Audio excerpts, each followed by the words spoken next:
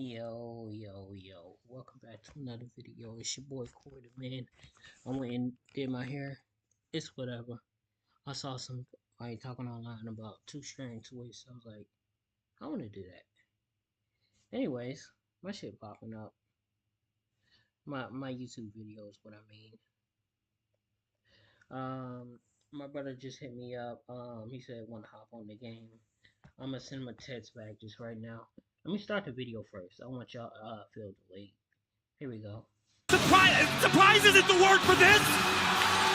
What the hell is Dakota Kai doing here?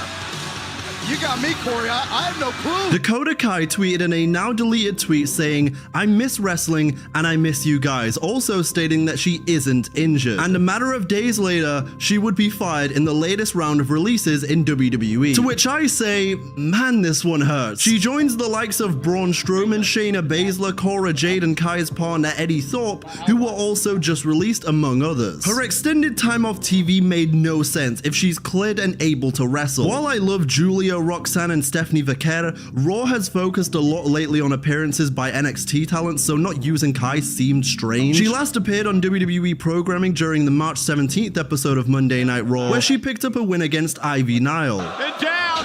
Got her! GTK by Dakota Kai! In the win! She followed that up with another victory over Nile on the March 24th edition of Main Event, which would ultimately be her final match in a WWE ring. Dakota tweeted a final here we go again, right after the news broke of her release. Now, just a couple days ago, seemingly Dakota was gearing up for a comeback to the ring. She had just revealed her fresh curls, she was looking good, and now it's over.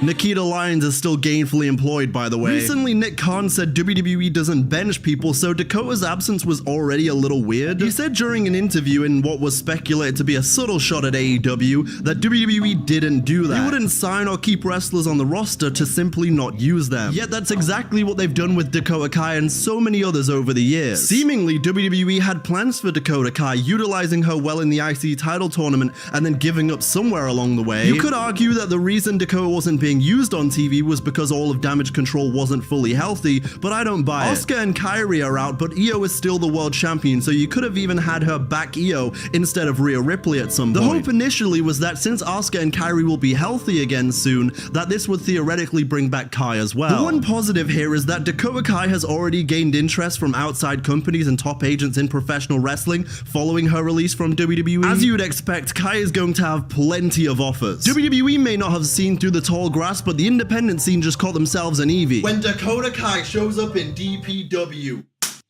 Now, on a grander scale, almost every single one of these latest releases is so unwarranted. And I fear that with the way TKO and WWE are moving, this is a trend we will see again and again. The reason I say that is because WWE is known for hoarding talent at this point. They can go ahead and say they don't bench people, but they do. The countless names WWE has signed to only realize, okay, we either don't know how to book this person, or we just don't have the time, so enjoy the catering. I'd like to present to the court now the 2019 case of Ethan Carter III. I was really surprised to see the likes of Braun Strowman be released too. I'm not the biggest Braun fan in the world, but he's spent his entire comeback run making others look like monsters, and this is what you do to him? You look at guys like Jacob Fatu or Bronson Reed, who were made men after Strowman interactions. Easy go golf cart!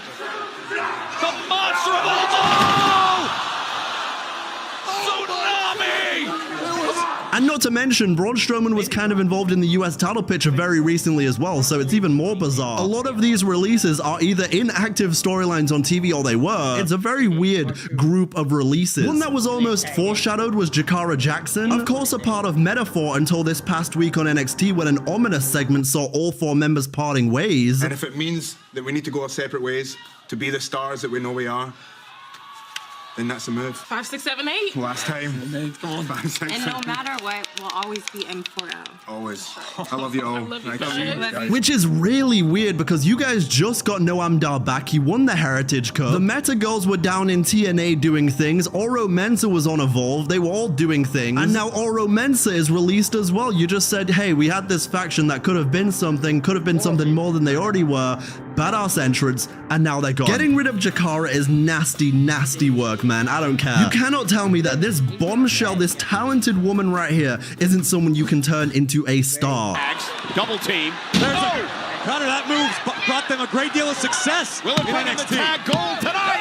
Have I mentioned that No Knees Nikita is still employed? I can't believe we're never gonna see the Metaphor entrance on main roster, man. And at the bare minimum, you should have kept the Meta Girls together. I can't believe they would split them up. And in seeing that segment on NXT, I kind of just assumed, okay, maybe they see value in all of these guys as singles competitors, because Jakara and Lash could absolutely be singles competitors. They're great as a team, but they're both incredibly talented on their own. Noam Dar's been stuck in NXT purgatory for what feels like 3 presidential terms. And Oro Mensah being brought over from NXT UK, rest in peace, he was doing his thing as well, so it is really weird. In a world where you lack true women's tag teams, releasing Kaden Carter and Katana Chance is terrible as well. You essentially just destroyed 3 women's tag teams you could have had on main roster because no Meta Girls, no Kaden and Katana, and no Cora and Roxanne either. And Julie is here, the former NXT Women's Champion.